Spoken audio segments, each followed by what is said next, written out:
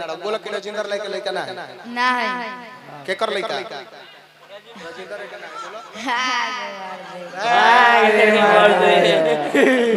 कुछ भी बोलते हो माल दिया ही तो लगभग घूमे कह कि राजेंद्र रह के लइका ना बोला अरे भाव भाई यार भाव बोला बोल नहीं यार तारा बाबूजी के नाम राजा दशरथ जी राम जी के बाबूजी के नाम राजा दशरथ है ठीक बा तो तारा बाबूजी के का नाम हो तारा बाबूजी का नाम का राजा दशरथ है हां कह के हम अपना बाबू का लइका ना है अब मर्द लागत रहे थिए करे का थिए तो बाबूजी के नाम का हो दशरथ का नाम हो राजा दशरथ वाह बहुत सुंदर देखो समझे के बा कह देला से ऐसा थोड़े बके तून करना होई बहु खबर तार माई को एगो बाड़ी बोलो बोला मर्दे ए मर्द सब का पूछता रहा का पूछा तारा ए मर्दे अरे तारा बाबूए के तो फायदा होई खाता शादी लिखल लिखले का अंगुरिया घुमाओ कहले कि ए राजा अब जनी को मखे भटमानी बीड़ बिहीन मही में जानी तजहु हास निज निज गृह जाहु लिखा न विधि बेदेही कहले कि हम जान जानी हमरा बेटी सीता के तकदीर में विधाता शादी लिखल लिखल जब अतना पति अंगुरिया घुमाओ तो हले त अंगुरिया गल केकरा ऊपर केकरा शेषा अवतार लखन लाल जी पर बीच समाज में खड़ा होकर लक्ष्मण जी कहले कि हे राजा जौना सभा में क्षत्रिय कुल के बालक होखे ऐसा व्यर्थ वाणी के प्रयोग को भी ना करे के चाहिए एही जबर भैया राम बैठल बाड़े गुरु विश्वामित्र जी बैठल बानी गुरु जी के आदेश पाई बर भैया राम के आदेश पाई ते धनुष का पूरा ब्रह्मांड के उठा पटक करके रख दे लेकिन समय के जाने वाला गुरु विश्वामित्र जी विश्वामित्र समय शुभ ज्ञानी विश्वामित्र समय शुभ ज्ञानी बोले अति स्नेह में बानी उठहु राम भन जाऊ हो चापा मिटावहु तात जनक परी राम से कहले कि राम खड़ा हो खाली सुबोध भैया तो हमनी खातिर भगवान सुबोधे भैया में बाड़ा भगवान होइए नहीं खन जा रहे हार्दिक अभिनंदन सुबोध भैया के अब राजा जनक जी जब अतना बतिया कहले बाड़े विश्वामित्र जी शांत कइले बाड़े लक्ष्मण जी के शांत करावल गइल बा राम जी मतवाला हाथी के तरह खाड़ होके आवत तरह धनुष के लगे तो तनी चाहब कि दुगो लइका लोग आवत तो तनी हने आजा बबुआ हने अच्छा तू ही आवो तू आवो आओ ना का नाम होता है विकास कुमार आवाज तहर फंस गल बका है खाना उन्हें नहीं खात का अच्छा हाथना दूर में इनकर जोड़ा के लगा दी इनका से बढ़िया के बा इनकोरे सटर ना भैया रुआ ना रे उड़ा बूढ़ा गइल तनी उनका के बोले दो है ना जूता खोलवा दे जूता पे चरण पादुका उतार के आए तहार का नाम हो का नाम हो जितेश कुमार यादव बहुत सुंदर आवाज ठीक बहने हो अरे रुक नहीं हाय खोला है लोरेठा खोला गर्तर खोला बबुआ तार नाम का हो जितेश कुमार यादव पढ़े लो कहां आड़ी बाड़ी में आंगनबाड़ी होला आड़ीबाड़ी मत कह सब पढ़े लो कहां पढ़े लो बताबो यही में ए तू यही में बड़ो बहुत सुंदर तार नाम जीते सनु पहले ही बताओ तू लइका हो कि लइकी लइका वाह मरद हो कि मेहरारू मरद एकर मरद है एकर मरद हव ए रोकना जनना हो कि जननी जानना जरना हवनी के जोखल जाई तारा के एगो रोल देवल चाहत नहीं रोल के अदा कर देबो अंडा के तारा के राम जी के रोल दिए कह के रोल अदा कर देबो कह दे नु तो पहले चैन बंद करो तब करी हो सही में खुला भाई यार साफ मर्दवा खड़ा क के रखले हव दिल वाला दवाई खाता रह तू ए काम करो अब से तहर नाम जीतेश ना रही तहर नाम का रही राम तहार नाम रही राम, तू थोड़ा देर खातिर भगवान श्री राम के रूप में बाड़ा, ठीक ना?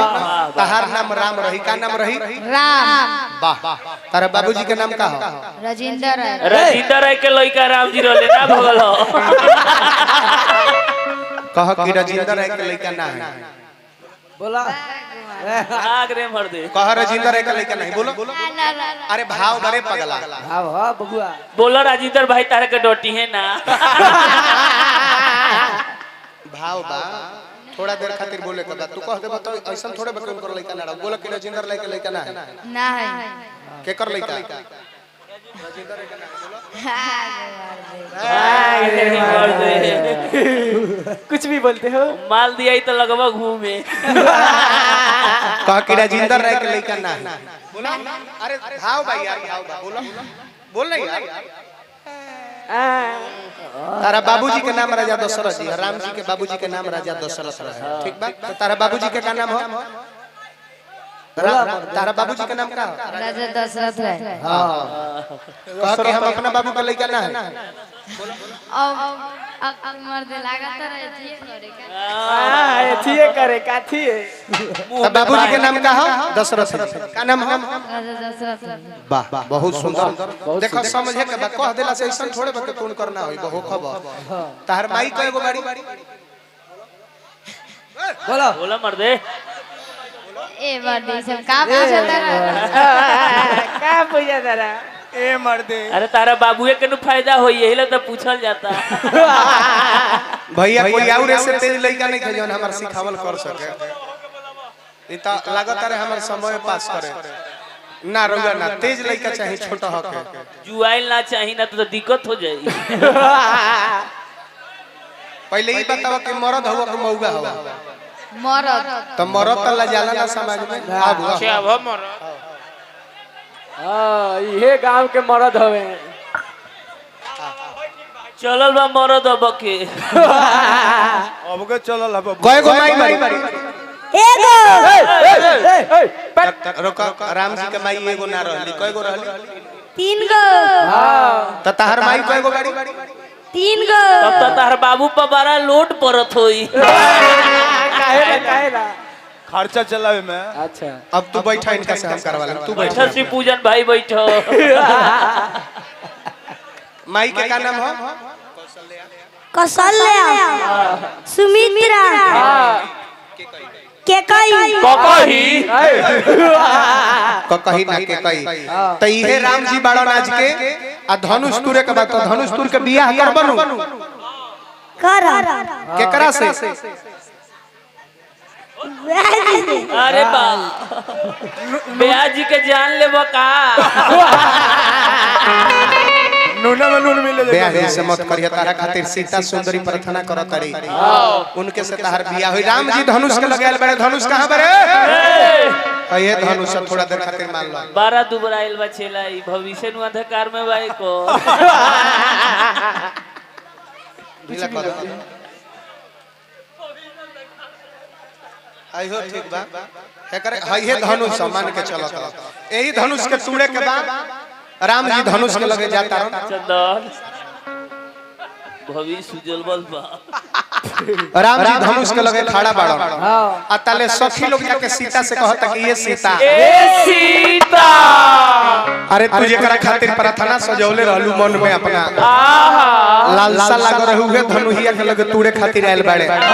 सीता जी जब देखले बाड़ी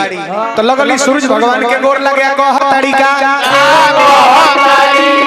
अरे तो उगला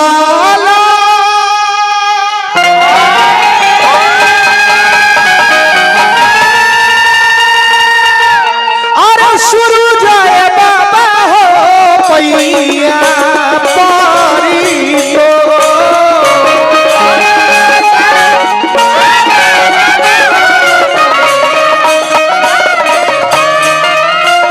तोहरे उगल करे बाबा दुनिया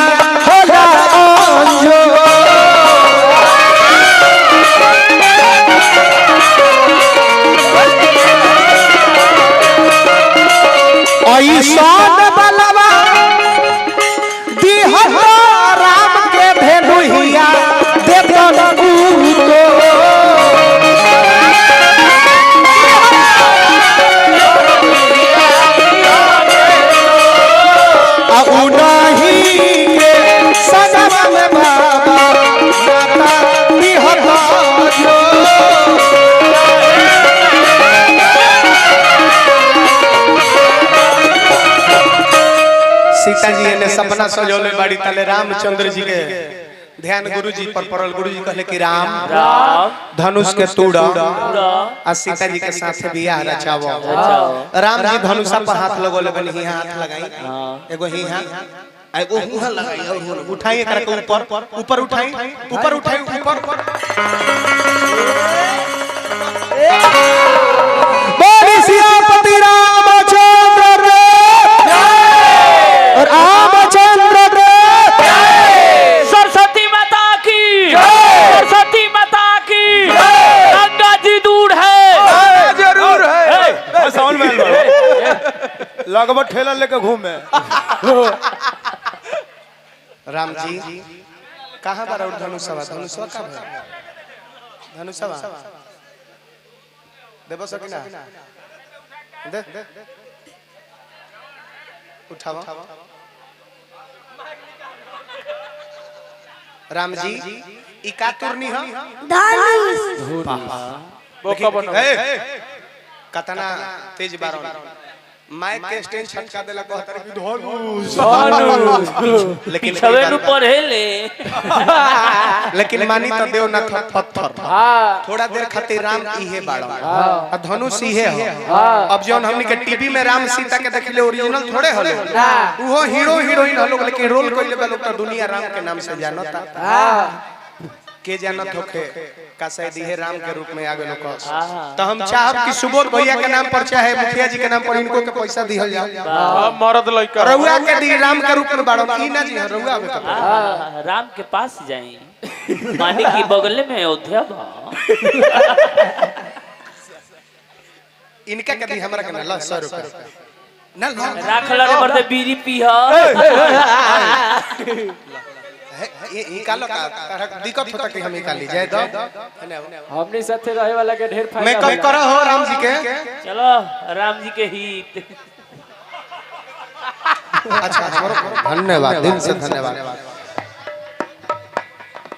छोड़ न जाएगा तो हम करो अभिनय जी आइल बनी बहुत सुंदर लयदार व्यक्ति काफी ज्यादा हमने के भाई चारा रहेला तो एगो माला डाल के अभिनय जी के सम्मानित कर दियो माला दो तो एगो ने से दहो माला दे खड़ा होके तो अभिनय जी हम ही आ जाते यार भोला ना से हम ये कामना करब जहां रही एकदम हंसते खेलते मुस्कुराते रहे रहुआ तनी का कर बिजी आतना रहेला आदमी के टाइम में ना मिल पावेला। तैयार कर रहे राम जी के गाना बजाओ गाना बजाओ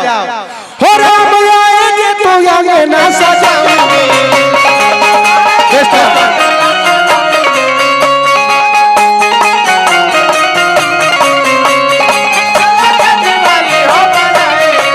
हो मेरे झोपड़ी के भाग आज खुल जाएंगे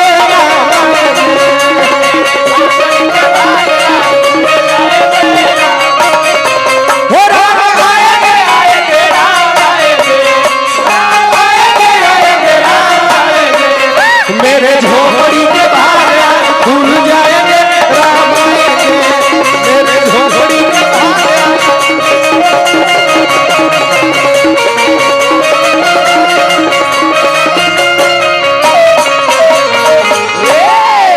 राम जी चली जाए माला पर उठी राम जी के टोपी दे टोपी पे ना बाबू वाह वाह वाह बहुत सुंदर चलिए ने राम जी के कपड़ा पहनाई भैया राम जी के कपड़ा पहनाई दे दी जाओ इनका के ठाकुर जी के दादी ठाकुर जी के दी 50 रुपए जल्दी फड़क दे हो ठाकुर जी कपड़ा पहन हो लगा मुखिया जी के नाम पर अरुण भैया मुखिया जी के नाम पर कपड़ा पहनावेला ठाकुर के 51 रुपए के पुरस्कार। अच्छा सर पहले लड़क लो कोनो दिक्कत नारायण जी बनो ले रखस्ता राम जी तैयार बारे धनुष टूर के तले सीता चलल बड़ी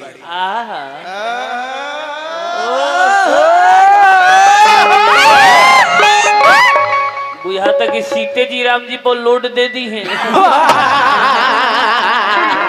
बाबू तो बाबू ने है ए सिटी रसगुल्ला नहीं के हो कहां बा गाड़ी में बा नाश्ता टाइम लगी भैया रह दे टाइम लगी पहले से मंगा के रखे के चाहिए रसगुल्ला उसगुल्ला नहीं खानू तू लोग नहीं खा लेके आए चली रह दी भैया रह दी टाइम लॉस हो अब रह दी तले हमारे कार्यक्रम में बाधा हो गई अब रह दी दूसरा अंगूर एगो अंगूर दुलहीन तू ले ला एकरे के बुझ के रसगुल्ला हां एगो है तू ले ला हां हरियर बा ई जब तहरा के खिए हम तब तू इनका के खिया दे ठीक बा खियाई दुलहीन यार खियाई अरे वाह ओ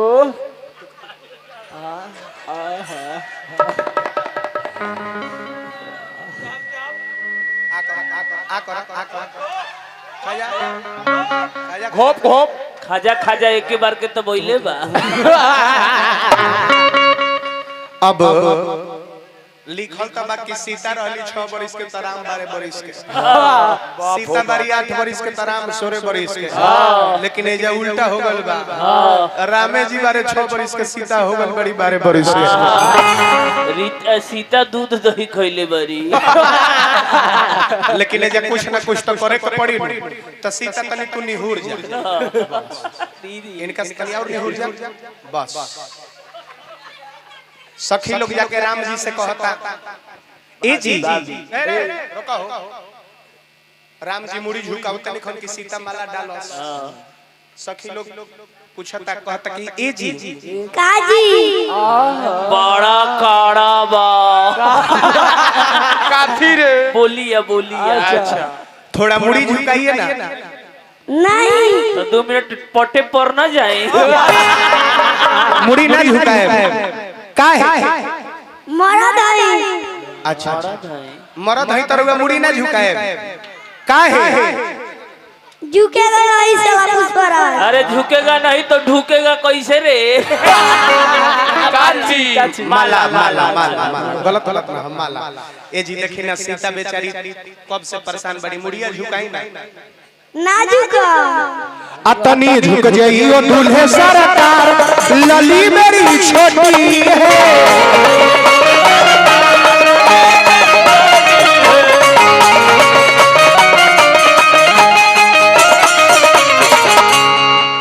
अब वही तो मुड़िया झुका दे ना झुकब तो तनी सा निहुर जाई हाँ 5 मिनट के काम बा ना निहुरे रिक्वेस्ट बा चिरौरी बा हमार मिथिला और कार्यक्रम होला चाहे वैशाली और तो होने का उनके सखी लोग गावेली अरे तोनिए सासीरावा झुकाइए रामचंद्र दुल्हा सिया डली है गालावा में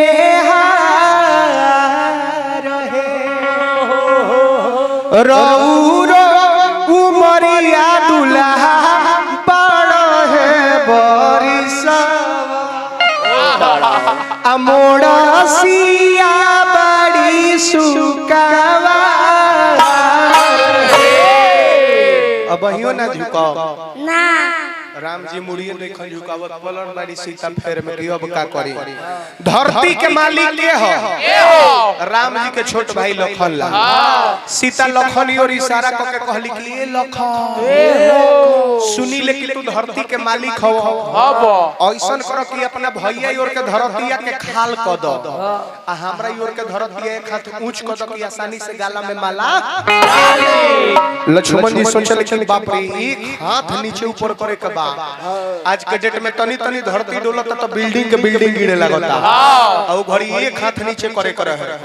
लक्ष्मण जी दिमाग लगोले बहुत सुंदर कहले कि बा भैया बा बड़का बड़का बीड़ाल कोई धनुष के ना तुर के दिखा देले बानी बा भैया बा प्रशंसा करो राम जी के गोरवा पर लक्ष्मण जी गिर गई तो कोनो बड़ भाई के गोर पर छोट भाई गिरेला तो बड़ के फर्ज में लेके झुक के उठाओ तो तू हमरा के उठावा सीता के मौका मिलल एही बीच में माला डाली तू डाल दो तू डाल क्या नजारा है। अब हाउ एगो परल बा फेर में कि जा हम ना बोलनी हां अब परल बा फेर में ले ल कमाइयो ले लक 100 200 जवान मेहरारू हो गए तो जा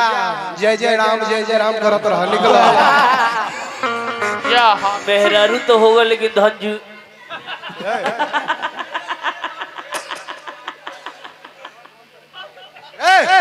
अरे तो पहिरौली सिया जी अपना राम जी के माला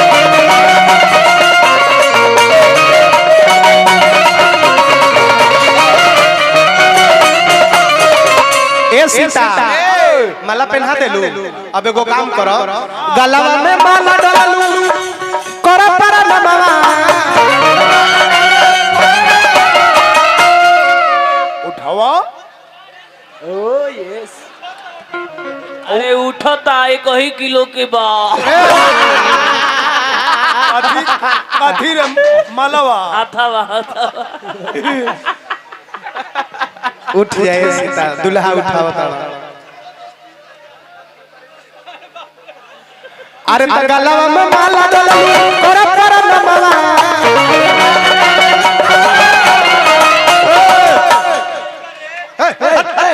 आई हो कृपया दूरी बनाए रखे मैं भी बचा हूँ बच्चा बड़ा तो चाचा को बोला ली हो देखा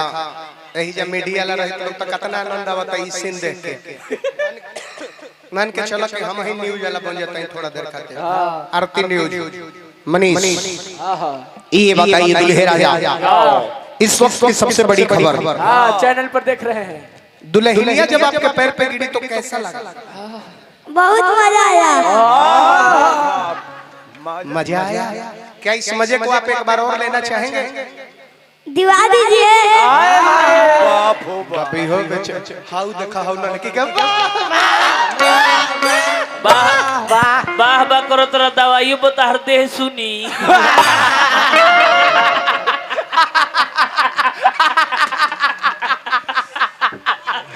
खाली और लागो इनका के गोरा और लागो सरसा बाइन का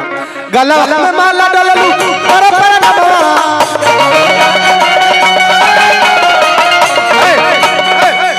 ते बेचैन काहे बाड़ी ए काहे बेचन ये बेचैन बे के से तो कुछ हो ही ना करो बाबूए नु देखी है गला में माला डालू कर पर नाम जानता हूं काहे कहनी है आज से ई हो गईले तोहरो सजनवा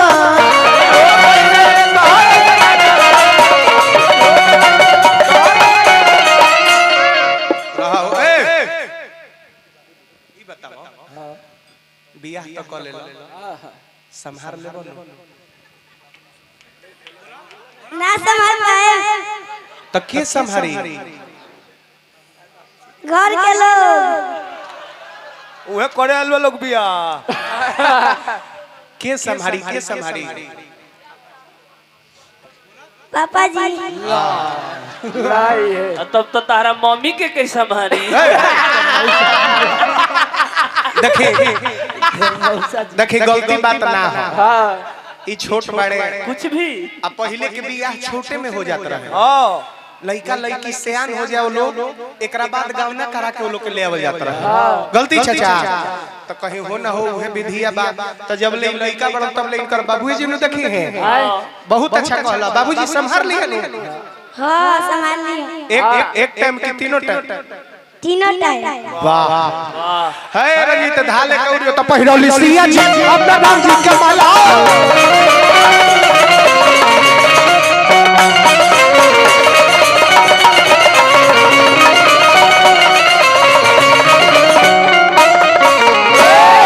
तो खाली सब कोई जयकार लगावे बोली सियापति रामचंद्र के